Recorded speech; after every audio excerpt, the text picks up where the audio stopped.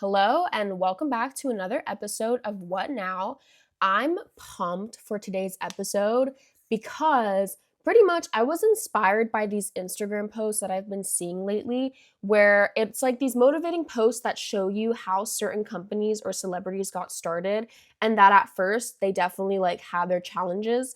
So, for example, I saw one that said Rhodes was first rejected by Sephora, or Emma Chamberlain made all these videos with 30 subscribers, stuff like that. And I find them to be super motivating because it shows you that success takes time and hard work, and it doesn't just fall from the sky. And all these companies and people that we've seen have grown so much and have built, their brand, they actually also had their own journey to becoming so successful, and it wasn't always, super easy. And as we know, being a 20-something can be extremely frustrating because we're not always seeing progress and we don't always know where we're headed. So I wanted to start a series for this season called Where Were They? And for each of these specific episodes, I'm going to bring in a group of people and discuss where they were in their early 20s. Today's group is all women celebrities who we all know and love and who were all at different places in their early 20s. So I'm super excited, so let's dive right in.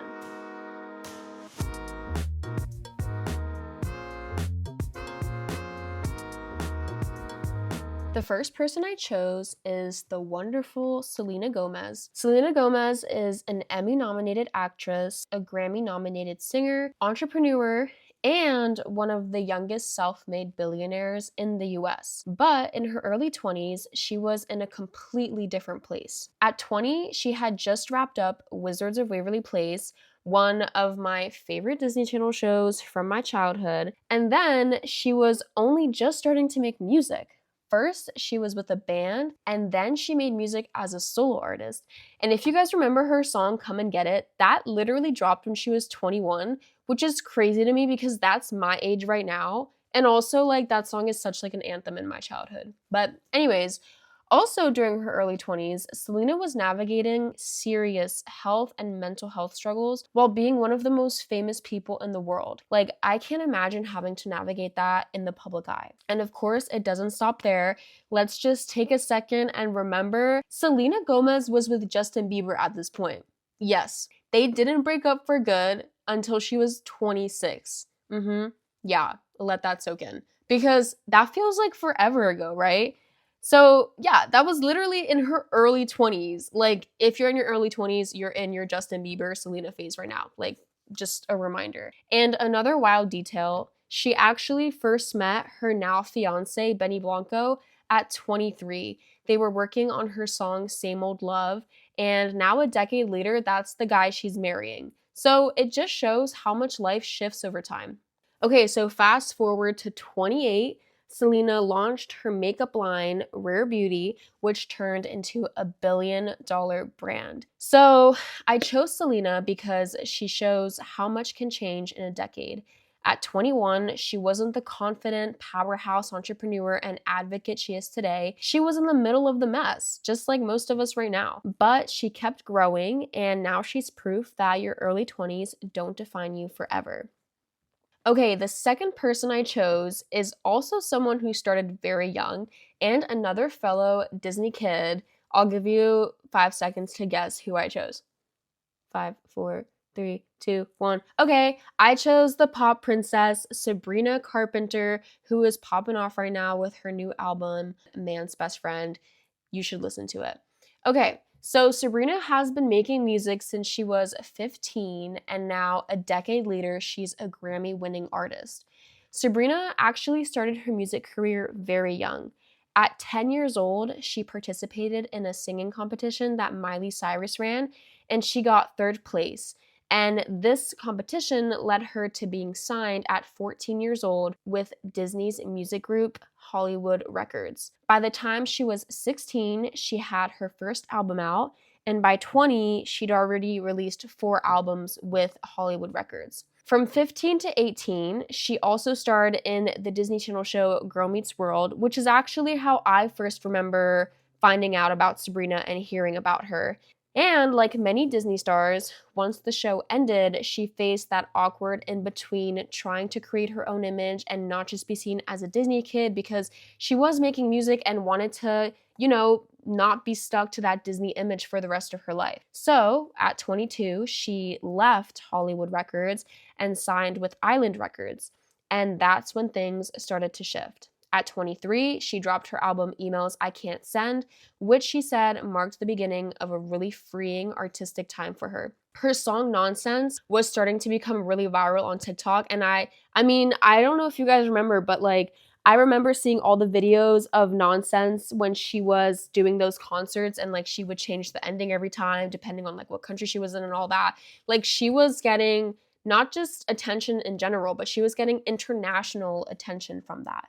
And then at 24, Short and Sweet came out and it hit #1 on the Billboard 200. And then she just kept climbing. By 26, Sabrina had won her first 2 Grammys, Best Pop Solo Performance and Best Pop Vocal Album.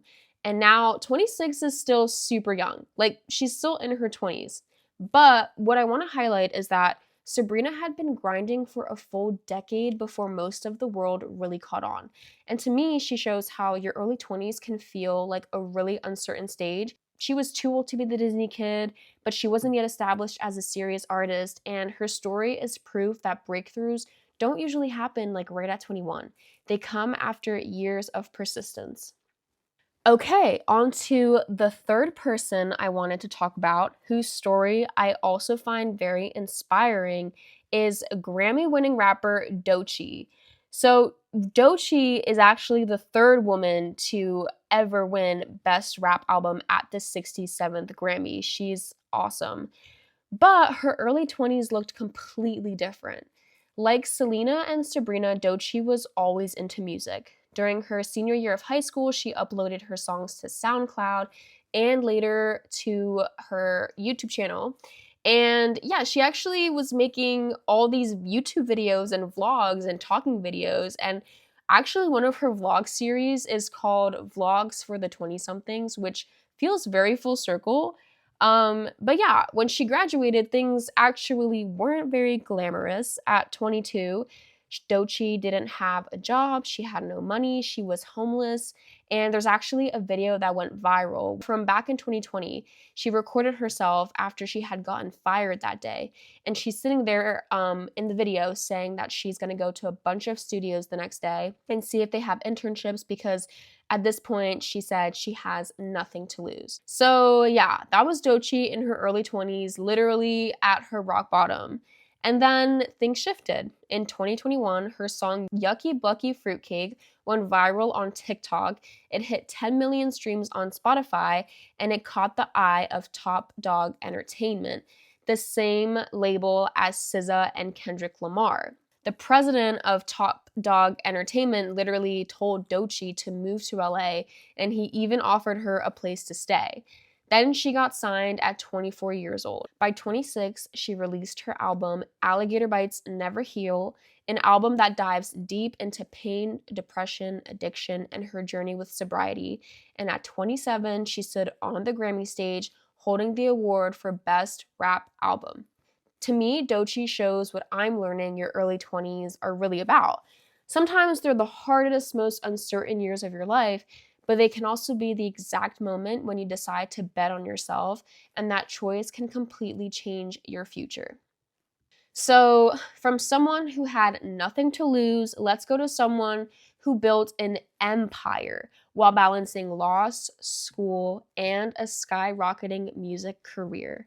The last person I chose is the one and only Megan Thee Stallion, my favorite hype girl. Genuinely, if you're ever feeling shitty, just play some Megan Thee Stallion and she will wake you right back up to reality. So, Grammy-winning American rapper Megan Thee Stallion, like the other celebrities I mentioned, also grew up with music. Her mother, in addition to her other job, actually had a rap career. So Megan was exposed to that and had music all around her. Fast forward to Megan in college. She was a student at Texas Southern University, where she was studying to get a degree in health administration. Her interest actually came from watching her grandmother take care of her great-grandmother. So while she was a student, she dropped her first single, Like a Stallion, at 21 on SoundCloud. That kicked off her early mixtapes, and she started to get a lot of attention online. At 23, she signed with 300 Entertainment, becoming the first woman to sign with the label, and that was a huge turning point. But Megan didn't stop her education.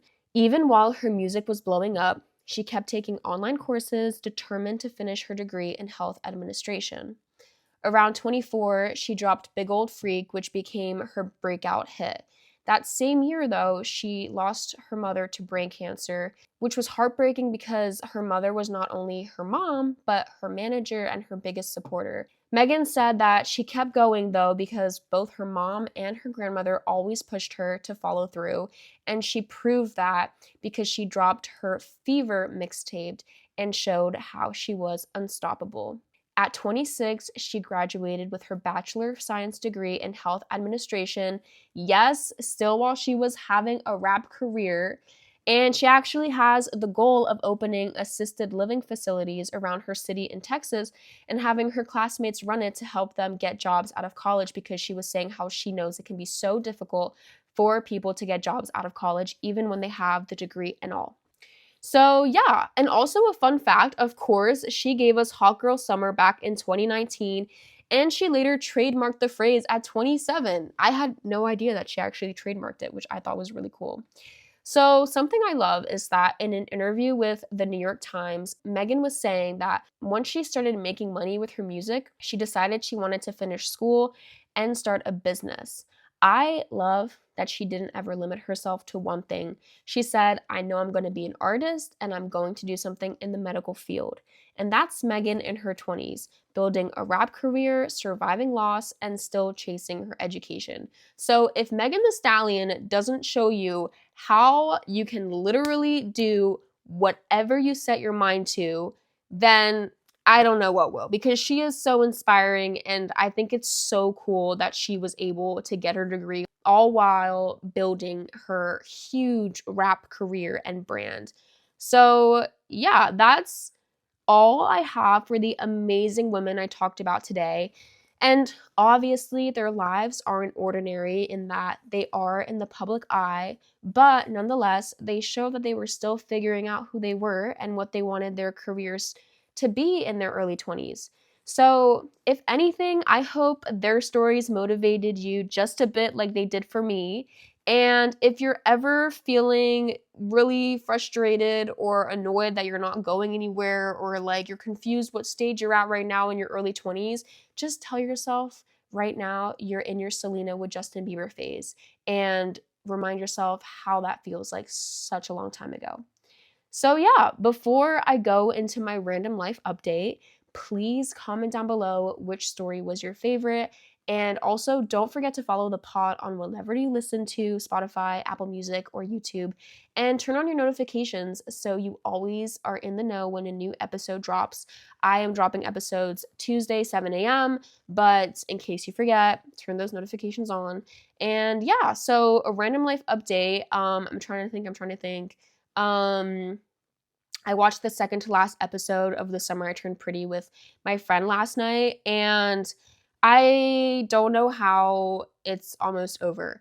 And I'm just I just feel like I'm still processing everything I watched last night. If you know, you know. By the time this episode drops, everything will have been out and done and the season finale is there. So let's talk about it. Like, I want to know your guys' thoughts. I am so curious as to what's going to happen. Also, please give me show recs, because, yeah, what am I going to do when that's over? I don't know. So, yeah. Thanks for listening to What Now. If this episode hit home, I'd love for you to subscribe and share it with a friend who's figuring things out too. Until next time, take care of yourself, and remember, we're all just figuring it out as we go.